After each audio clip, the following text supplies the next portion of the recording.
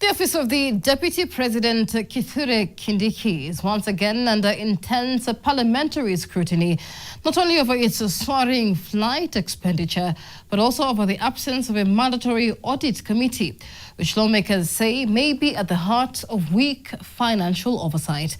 Fresh submissions by the Office of the Auditor General to the Public Accounts Committee revealed that in one instance, more than 8 million shillings was spent on helicopter flights in a single day, raising questions about accountability, internal controls, and whether the trips were for official duty or personal use, since many were concentrated around the Deputy President's home area. NTV's Victor Ngaruya reports. Honorable Mandazi was just walked in. Appearing before the Public Accounts Committee chaired by Tindi Mwale, the office of the Deputy President DP Kindiki once again found itself on the spot as lawmakers raised concerns over what they described as excessive and inadequately accounted for flight expenditure, as flagged by the Office of the Auditor General. At the center of the probe is a single-day expenditure of more than 8 million shillings on helicopter travel. Are you able to give us the total spent for this query, only on choppers only? And secondly, is it reasonable that we can spend 8 million on a single day's ride of a chopper?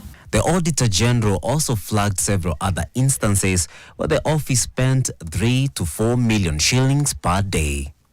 Members of the committee pressed for clarity on the purpose of the flights, particularly where many of them appear concentrated on routes across Molo and mostly Tharaka, where the Deputy President hails from. Tharaka. It's common sense. Going where is his home? Are this going for personal business or going to do business work? And if they're going to work, how can the Deputy President only work in one village? The Office of the Auditor General also flagged the absence of a functioning audit committee, an essential requirement for ensuring internal controls and accountability of public institutions. The committee demanded full disclosure, ordering the office to submit detailed documentation within a week, including a breakdown of the 8 million shillings helicopter expenditure. Do you have it now? Is it in place right now? Just a minute, is it in place? No. Why?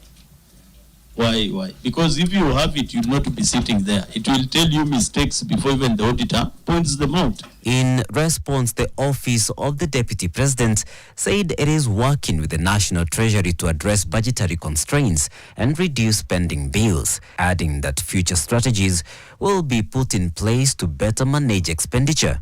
These latest revelations come just months after widespread public and parliamentary backlash over the Deputy President's air travel budget. Figures reviewed by NTV in January this year showing that the office had planned to spend 338.8 million shillings on air travel between July 2025 and June 2026. Victor Ngaruya, NTV.